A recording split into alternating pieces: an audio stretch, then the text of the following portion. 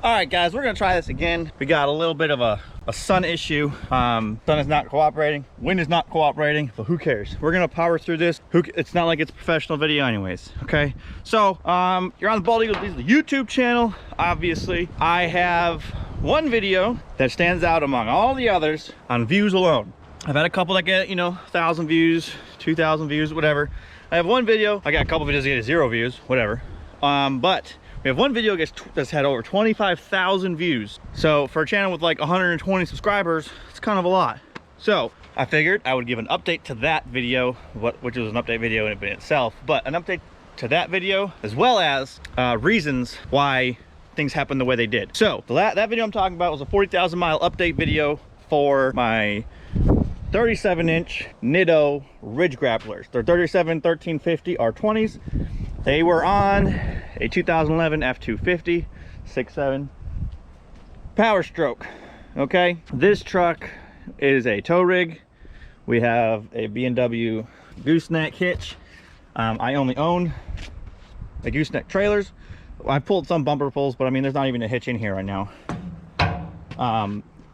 Gooseneck is where it gets pulled with. We pulled a lot with it. We also did a lot of storm work. As if you watch the video, it explains all that, why these tires have a bunch of nails in them and stuff. Hurricane Michael, blah blah blah. So as you can see, this tire is kind of low on tread. Let's see if we can get a, I mean, that is nothing. Okay, tires started getting stuck everywhere. I was considering buying another set, maybe upgrading to some some trail grapplers, something, whatever. Drove 2.5 hours, pick up a new trailer, actually that was a bumper pull. That was a bumper pull. It's a triple axle bumper pull. Had it for like a week. But anyways, these wheels were on the truck when we got there. I actually passed the house where I was supposed to buy the trailer at, and when I stopped in the road, obviously backed up, somehow the caliper, the bolts that hold the caliper in, came out. Caliper came off the rotor, and when I went in reverse, poked a hole in one of the wheels. Sounded like someone just popped the air brakes on a truck. All the air instantly came out of the tire. Pulled in the driveway, bought the trailer, but then had no way to get home. So the guys that sold me the trailer actually sold me these wheels.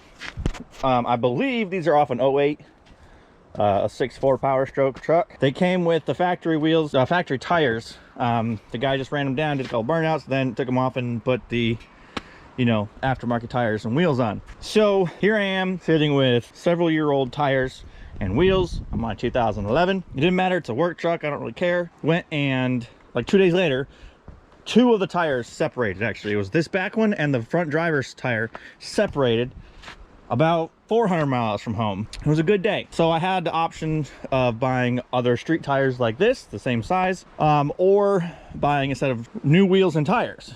And the guy offered me a great deal. He had a pair of 37-inch BF Goodrich, I think they were like mud terrains or something, on black hostile wheel or fuel hostiles or something. I don't know, fuel wheels, something like that. That one of his employees ordered and then decided he didn't want to work there anymore and didn't want to buy them. So it was like a good deal. It was like 1,500 bucks. I should have done it, honestly, but driving on these small wheels and tires, it was amazing.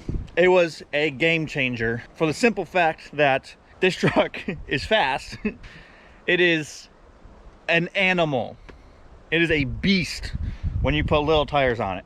It's not even like, you'll look down, you're doing 100 miles an hour. You think you're doing 65, 70, whatever. It flies. It is crazy how fast this truck is now that I have the little tires on it. The other benefit is increased fuel mileage. You know, it's not that big of a deal. It's like 5 miles a gallon increase. So obviously, you know, it helps a little bit, but I haven't really noticed it because you know, the gooseneck trailer kind of kills it anyways. But now that we have the 550, this truck is back up in the 15 to 20 mile per gallon range, depending on how fast I drive. Recently, I guess, I don't know why, but I just drive everything at 85 miles an hour. Set the cruise at 85 and roll with it. So I'm getting about 16, 17 miles a gallon. I think right now it's at 16 because we did have a trailer hooked up the other day and I haven't reset it yet. Yeah, I know it's a truck computer that's telling me that. It's going to be off a little bit. It doesn't matter, okay? They're all off. Who cares? That's what the truck says it's getting. Good enough for me. I don't need specifics, okay? I'm not trying to set some fuel mileage records here, okay? So, first off, that looks so cool. I mean, with the 2 tires in the back, and the big one, and the little one, that's cool. That looks like a drop axle. But anyways, it's come now time for me to get rid of these tires because they've been sitting in the garage for too long, and I figured I would make a video before I threw them away, and get rid of the wheels and stuff because they're shot. But now that this truck is not a tow rig anymore, thanks to the 550, I'm kind of thinking about putting big wheels back on it. Big wheels and tires. I actually found the set, and I'm not going to get Ridge Grapplers. Okay, I'm going to get trail grapplers instead. Mostly because my Ridge Grapplers towards the end, they started getting stuck a lot. Obviously, we're working with a little bit of tread here. It's not the tire's fault. But from the time I made that last video to now, or till I took them off, we might have put 15, 20,000 miles on the truck. Not that much. And they deteriorated so quickly towards the end. I blinked and they were bald almost. Not a big fan of that. Did not like that. I don't know what I was expecting, but it kind of rubbed me the wrong way, and I don't really want Ridge Grapplers anymore. Also, I don't need a medium tire. This is a medium tire in my opinion. It is the cross between a street tire and a mud tire, a trail tire, whatever you want to call it. I don't like mud. I guess I can't say I don't like mud grapplers. I do. I've never owned a set, and I don't see the point in me owning them because they're just a little too much. This is the kind of stuff I drive on. You know what I mean? Like, it's really dry right now, but I don't need mud grapplers. Can you even see that? I don't know. You know, it's not. This is nice right now. Obviously, it's winter time, so everything's kind of dried up. It gets a little worse. It gets a lot worse than this, but I don't need mud grapplers. I just like traction when I need it. Trail grapplers I also think look better for an adult's truck. Mud grapplers to me belong on a high schooler's truck, and there's a lot of wind there. A high schooler's truck, or someone who buries their truck, pins the throttle, and needs all the traction, or sled pullers. If you sled pull, put mud grapplers on, right? So those 3 things are the reasons to get mud grapplers. I don't do any of those, so I don't need them. And trail grapplers are just a cleaner look. And I've had them before. I like them. Toyo MTs are other ones. Not as big of a fan of Toyo because they're not NITTO. I love NITTO. They just work. They don't give me any issues. They balance, which I also have a new thing coming for that with these new wheels. But you're gonna want to subscribe for that because that is a game changer. Like, never have to balance your tires ever again. Ever. It's crazy, I know, but subscribe for that. So anyways, that is I'm probably forgetting some things I wanted to talk about. Michelin Defender tires are great, amazing. I rarely have to put it in 4-wheel drive, but the couple times that I did was very wet situations. Kind of dumb situations to be in. If I remember correctly, I was pulling my gooseneck, my 30-foot gooseneck through the woods. Way worse than that.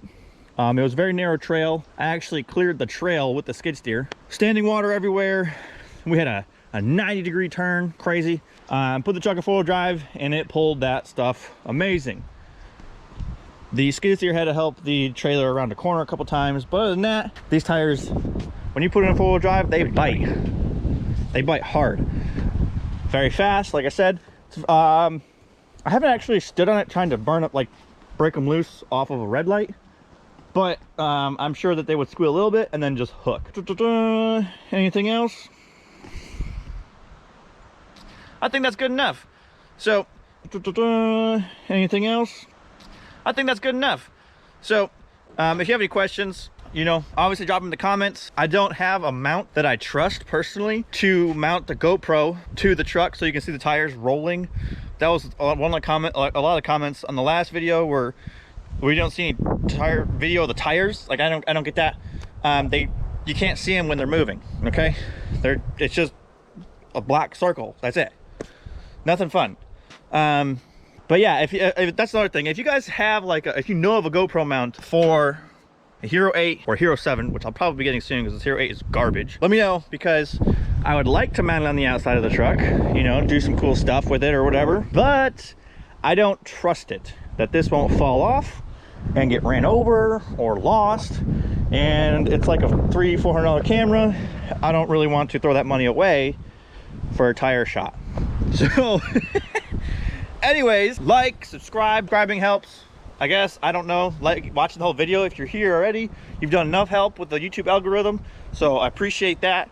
You know, 120 subscribers or 125, whatever it's at currently. Thank you guys. You know, this is kind of my new hobby, sort of, and you know, feedback is always welcome. So I will talk to you guys later. Have fun.